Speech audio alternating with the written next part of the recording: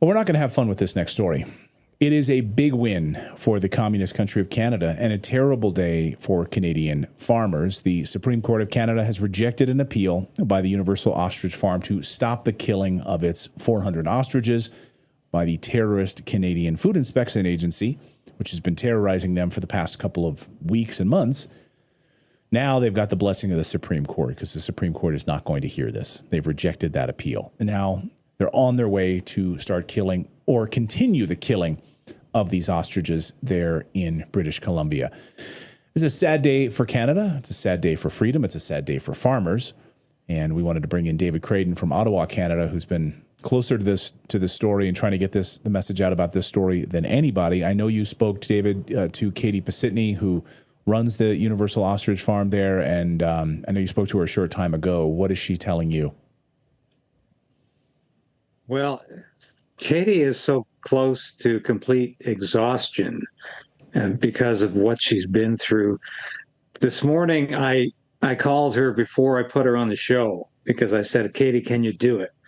Because it was literally minutes after the Supreme Court put their decision up on social media, up on the internet. They posted their decision. It was just basically 5 or 6 words coming down to dismissal, and that was it.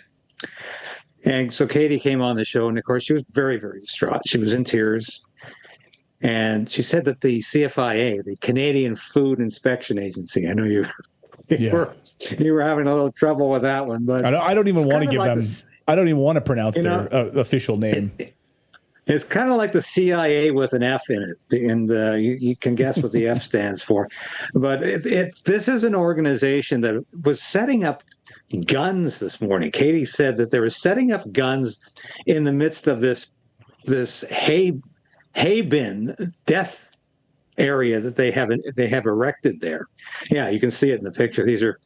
This is bales of hay that they piled around, and it's being called a death zone, death pit for the ostriches. And apparently, the CFIA have set up automatic rifles or some kind of, I don't think these are machine guns, but looks like their intention is to shoot the animals. We thought for quite some time that they were going to gas the animals, as they usually have done, using carbon dioxide. But I think it would be a logistical nightmare to get them off of the farm in trucks, to truck them to a site where they could do this. So I think that's probably what they're doing. I'm not seeing any new footage from the farm today. They've sealed it off entirely.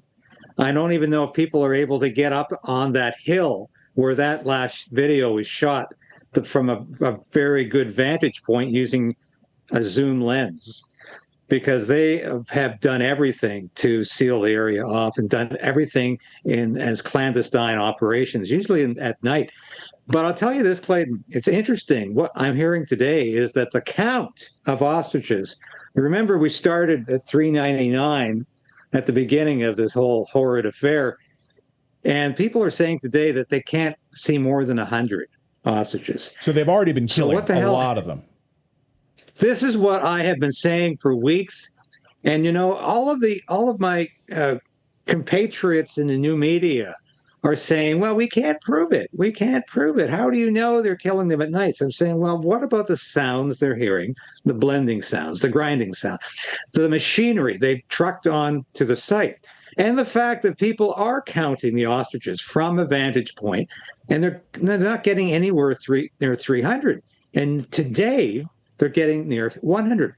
So, of course, Clayton, now that the CFI has been given the go-ahead by the Supreme Court of Canada to initiate their slaughter, we're not going to know what they were doing illegally, potentially, during the last 5 weeks. If they harmed a single feather of one of these ostriches, they were violating the Supreme Court order.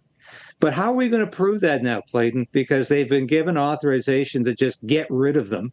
They don't have to account for how many they're getting rid of. They don't have to say anything publicly. They have refused to even give a count. They have said in an update on Halloween, they issued an update saying, we're not sure how many ostriches are there. We don't seem to be able to count. seems like there's maybe 300, maybe 330, maybe somewhere in between, but we really can't count that well. They can't do anything very well except kill. They have no expertise in animal health, veterinary skills, agriculture, or anything.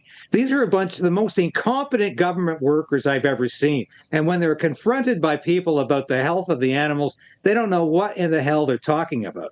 So what are they up to? Second thing I definitely can say is very, very fishy. This, as Natalie likes to say, does not pass the smell test. Within literally minutes of the Supreme Court announcement, the CFI had a news release out stating categorically that they were going to start the cull, and they were going to do it to preserve public health because the farm was a disease site. And I'm saying, you damn well know there was no disease on that farm. You clowns didn't put on your hazmat suits for 2 or 3 days until you realized it wasn't looking too good for public relations. You know this is not a health issue, but you've got the damned gall to put this in a news release and to put the news release out within minutes of the Supreme Court making its decision. Was there collusion between the Supreme Court and the CFIA? Good question. I think there were leaks going on from the Supreme Court to the CFIA. They knew damn well where the court was going, and that's why they were doing this independent, totally unauthorized, completely illegal killing process using their bird blenders and whatever else the hell they were doing in the last 5 weeks in the wee small hours of the morning, trucking stuff out of the farm at 2:30, 3 o'clock a.m. What was going on? They knew they were going to get away with this. I said this from day one. They knew the government was behind them. The CFIA, as you say, yeah, it certainly behaves like a terrorist organization. But this is an organization that's not only off the rail and rogue, but it's an organization that represents the fascist government of Marxist Carney. If that's a little bit of a contradiction, but in the end, I think the extreme right and extreme left come together in this government we have today, because this government we have in Canada is off the rails. It is rogue. And you know, in your introduction, you said Canada wins. Well, I think the government of Mark Carney wins here. Canadians are not winning. Yeah. Farmers are not winning. They have basically been told today, your property is not safe, your livestock is not safe, your livelihood is not safe, your reputation is not safe. Katie and her family not only had to endure lawfare for a year, as all opponents of governments in this Western world have to endure if you don't agree with their narrative. They not only had to endure the harassment, the intimidation of these CFIA goons, and the constant interruption of their life, the fact they couldn't feed their animals, care for their animals, do anything to do that they always had done for this herd. But they had their reputation smeared by bots that were, I'm damn well sure, and I'm on the verge of being able to prove this, that were bought and paid for by the CFIA and Agriculture Canada. I know damn well what was going on here. They were just as they did in a freedom convoy. They had people out in social media defaming this family, defaming Katie, defaming everybody associated with this, coming up with ridiculous stories, fake news, misinformation, disinformation, all the things they always accuse independent media and conservative media, small c conservative media, promulgating. They were up to this. And I tell you, you know, one of my favorite movies is 12 O'Clock High. I'm a military guy. I was an Air Force officer. And you remember in that movie at the beginning, there's a colonel who's just given it all. And he just can't give any more. And the general says, I guess you've given all you have. You know, and I have been in daily contact with Katie since this whole thing began, not just 5 weeks ago, but beginning in April when things started to heat up with the lawfare.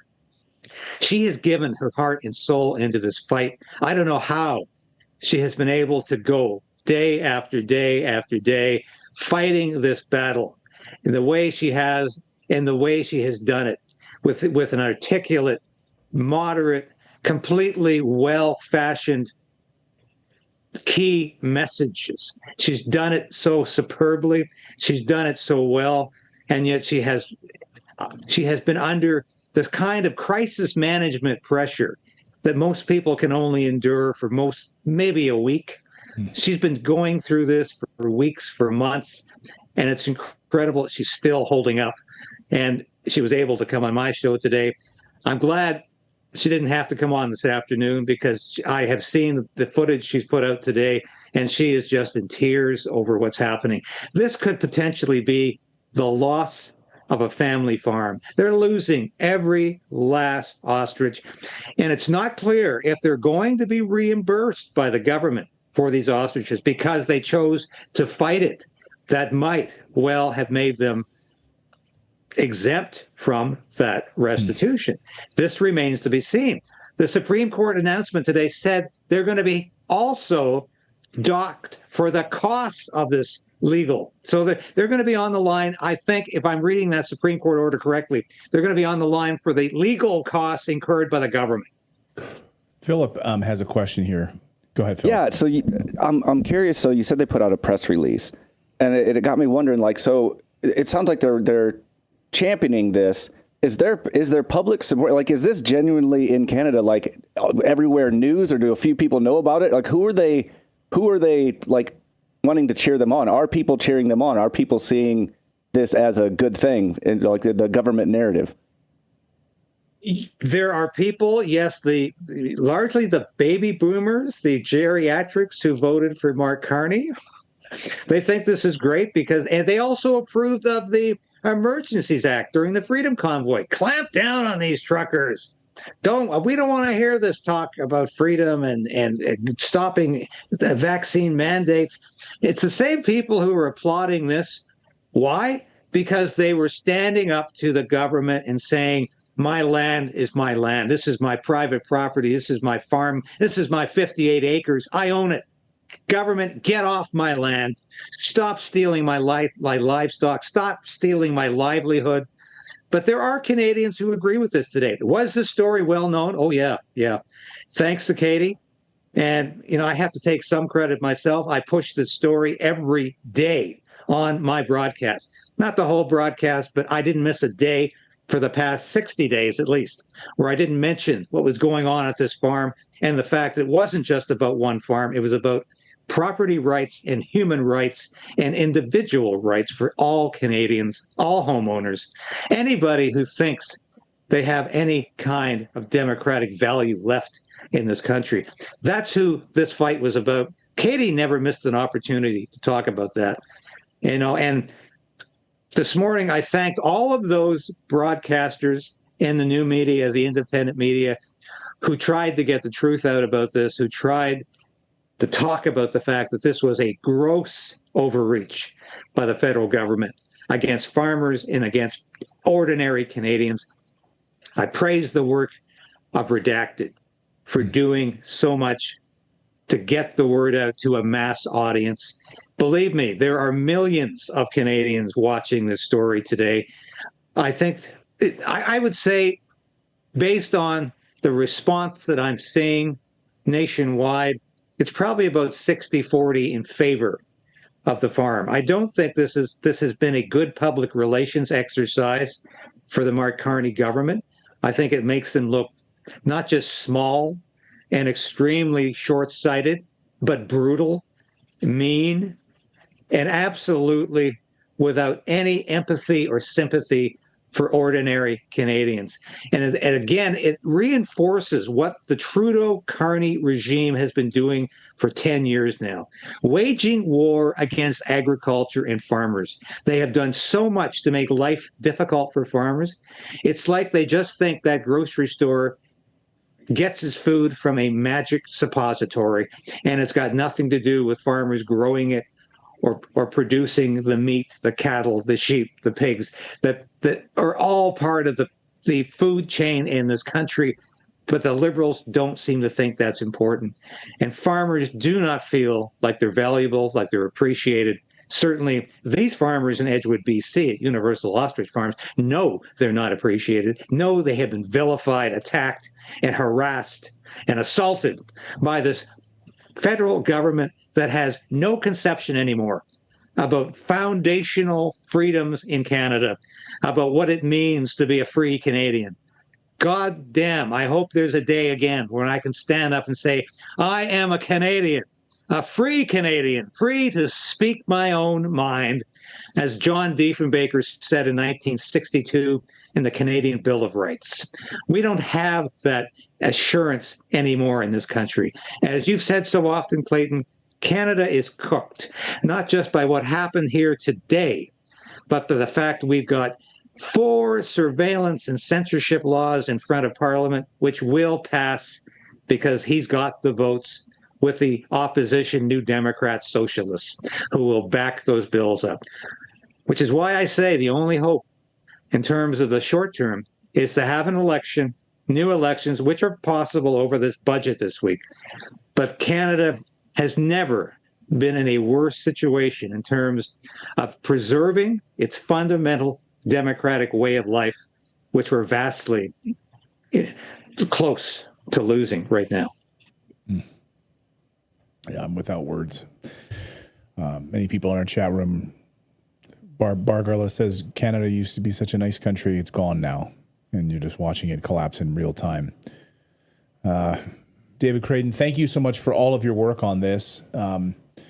Please give our best to Katie and the family there at the Universal Ostrich Farm. And we were hoping upon hope that we could change it and do what we could here. We know the United States, we know RFK Jr., we know, so many people in the Trump administration were trying to put a stop to this, but at the end of the day, Canada is going to Canada, I guess, at this point. David, thank you for this. Thank you for all your work on this, and God bless.